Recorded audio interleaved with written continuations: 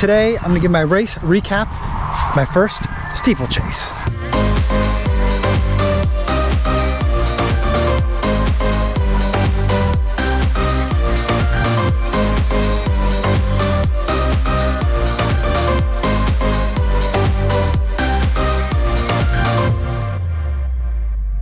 Today I'm coming to you from a drive-in theater. I've never been to a drive-in before. This is my first time, but I'm here at a drive-in theater in, I think we're in Maquoketa, Iowa right now. So here with the family.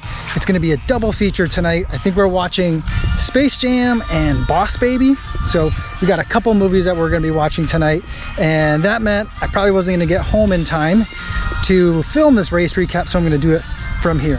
So for today's video, I'm gonna break things up into kind of 3 categories. One, I'm gonna go over the race itself, my first steeplechase, kind of my splits and kind of how it all went.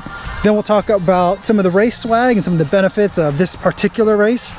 And then the third thing I'll go over is kind of like, if you're thinking about doing your first track meet or your first track meet in a long time, some of the things that like you maybe forgot, didn't know, or wanted some additional maybe information about. So first, let's get into the race itself. This was my first steeplechase, and it was a 3,000 meter steeple. That's what you run for this age group. I think once you get to the 70-year-old or 60-year-old age group, I think the hurdles go down to 30 inches from 36 inches, and then you get to 2,000 meters. But for my age group, we run the 3,000 meter steeple, which is just shy of 2 miles on the track. So first, let's go over some of the splits. So my overall time was 12:54 in that, right in that territory, and 12:54, 12:55, and that finished me 5th overall in the race out of 8 racers, and it put me at 3rd in my age group. So I was able to get a medal for a 3rd place finish. So it wasn't like a road race where everyone gets a medal. This was only if you place top 3 in your age group would you get a medal. So that was pretty cool. I wasn't expecting to come away with hardware for this event, but I did. So I felt very happy about it. But it was a much slower time than I was expecting. I did have my GPS watch on for the race, and so I can look at it in some smaller increments. And let's look at it in kind of like half-mile increments. So the first half mile, I ran it at about 6 minute per mile pace, which is about where I wanted to start for the race, but it was a super hot day. And so I felt like, ooh, this is not sustainable. So the first half mile, I ran at 6 minute per mile pace. The second half mile, I ran at my 10K pace because I slowed things down and I was just really struggling with the heat. And I kind of just like forgot to think about all the things that I wanted to make sure I was thinking about during the race. So not the most successful of a strategic race run, but I was still in there. I was hanging in. And then for the third half mile, that came in a little bit slower than half marathon pace. And then I finished with kind of whatever I had left to get to that 12:55 time point. So overall, not that thrilled with the times, but overall the things that I am thrilled about is, 1, I finished my first steeplechase ever. 2, I was able to get over all the barriers without having to touch anything with my hands. I wanted to try to like go, I mean, maybe this is just vanity, but I wanted to make sure I could go over all the barriers without having to like hop up on them, except for the ones you're supposed to hop up on at the water pit, but without having to like, you know, climb up on them, sidestep them, do any of those like other things. I was able to hurdle them all, so I felt accomplished by that. Although one of the people that beat me, he did that for a lot of his obstacles that he cleared, so it's clearly not a prerequisite to doing well. He finished way ahead of me. But the other thing that I'm really glad about is that I was able to navigate the water pit, and so that felt really good. I'd never been in a water pit before, and I was very intimidated by it, but I was able to manage it. And looking back at the footage, I was able to see that there's a lot of things that I think I can take away from my first experience that I can take into my next. Number 1 being, I'm not aggressive at the water pit. I kind of just hop up onto the barrier and fall into the water.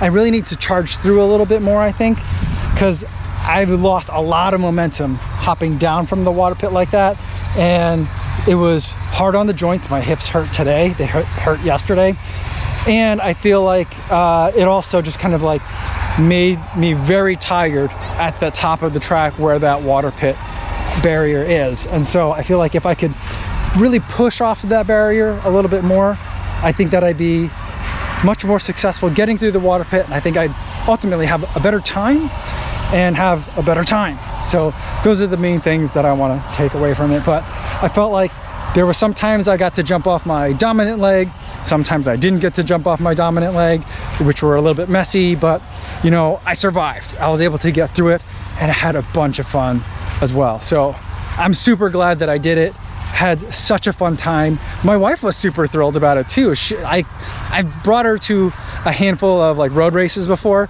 and she's always like, that was nice, but this I feel like she was pretty excited about. So that was good to see kind of her excitement as well. And she was already like planning, here's what we're gonna do different for the next time, because I tasked her with some filming duties, and she was pretty excited about that as well. So I think that, you know, we got a budding videographer in our midst. So overall, I had a fantastic time with the race.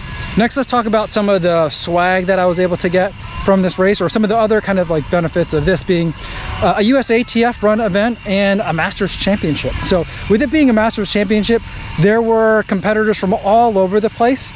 So people from Southern California were there, and there was the Atlantic Track Club was there, Southern Wisconsin Track Club. So representation from all over the country, which was definitely very cool.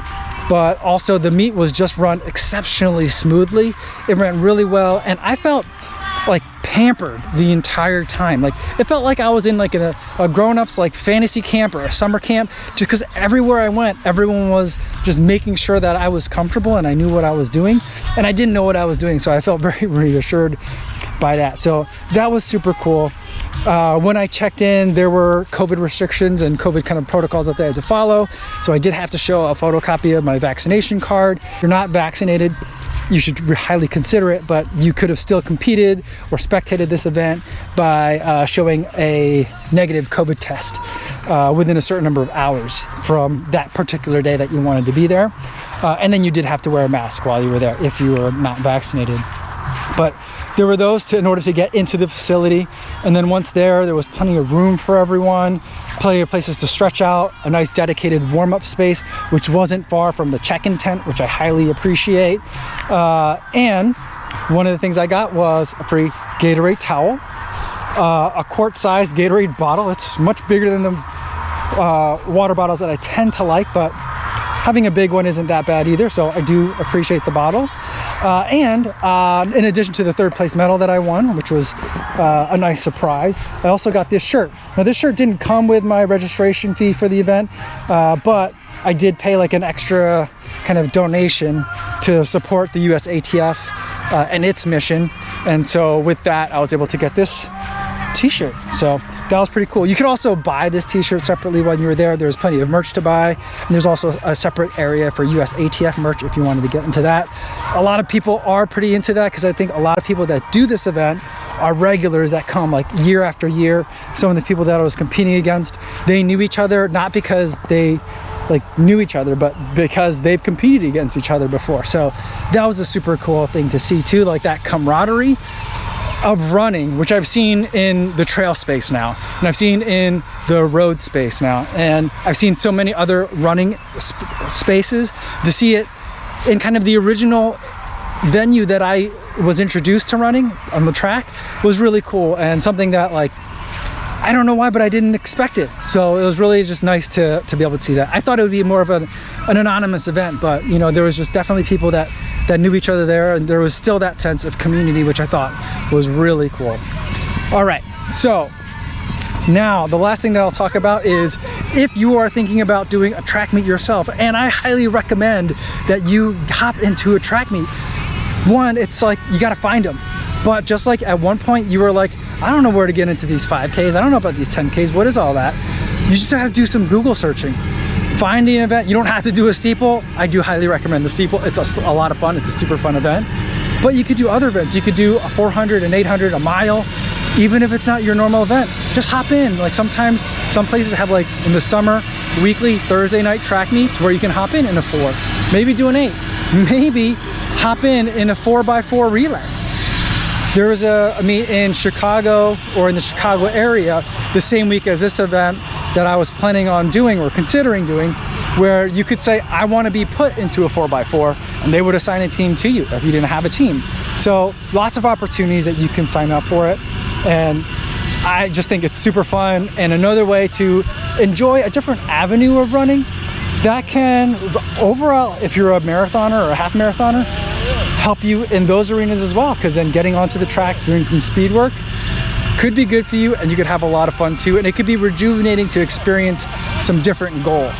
So I just think that I would love to see a lot more of you guys talking about going to track meets, even if you're in the Masters category like I am. And I think it should be more of a thing that we all do. I think it would be a lot of fun. Here's the way that like the logistics worked for this event. So I equate it, and I don't know if all events are like this, or if it's just because this was the Masters Championship that made it a little bit more kind of formal.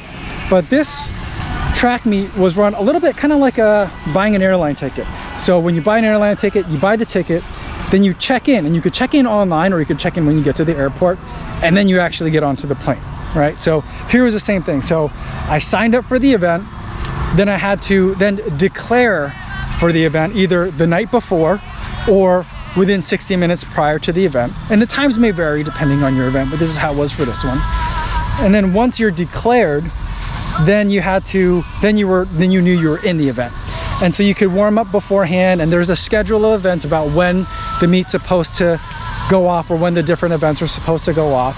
And I checked in with the tent even though I was already declared and stuff, just to make sure they're still going to schedule, because sometimes meets get off schedule by a little bit. And so that's something that I did, and they confirmed with me that they were on schedule and that I had to be there at the tent 20 minutes before my race. So my race was at 11:30. So what I started doing was at about 10:45, I started doing a jog so I can warm up. Then I did some of my mobility drills to get stretched out. Then I put on my spikes, did some strides, and by then it was like 11:10, time for me to get over to the tent. And when I was at the tent, I did a little bit more stretching, more kind of hurdle specific stretching for that. And then I just then I got my chest and bib numbers, and pretty soon then they walked us over to the start line, and then we were off. And so that's the only kind of thing that's a little bit different than, say, a road race, where the road race you pick up your bib like the day before, or some races, smaller races, you might pick them up the day of, and then you just kind of all start at the same time, or maybe you have a wave that you start in, or a corral.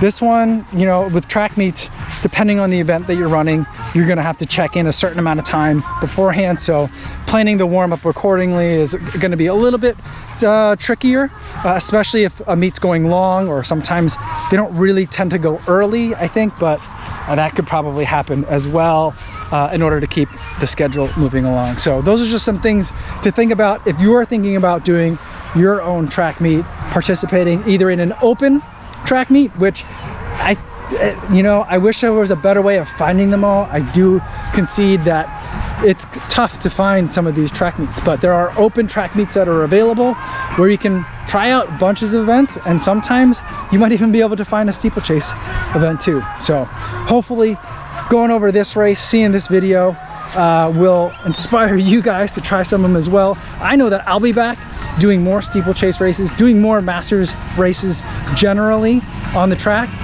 I know there's an indoor season as well, so maybe something for some of you guys to consider. I'd love to run with you guys too. Can you imagine that? If we all got together and had enough people so that we had kind of like our own heat of an 800 or a 400 on the track, and that would be fun. If you have any questions about this race or track meets in general, I'm not an expert in any of that stuff, but I'll do my best to answer those questions. Or better yet, feel free to stop by the live stream I do Monday through Friday right here on YouTube. I'd love to be able to talk to you guys in the chat. That's all I have for today, everybody. Thanks so much for making it all the way to the end of the video. Hopefully you guys are staying safe out there on your runs, and I'll see you in the next one. Yo, what's going on?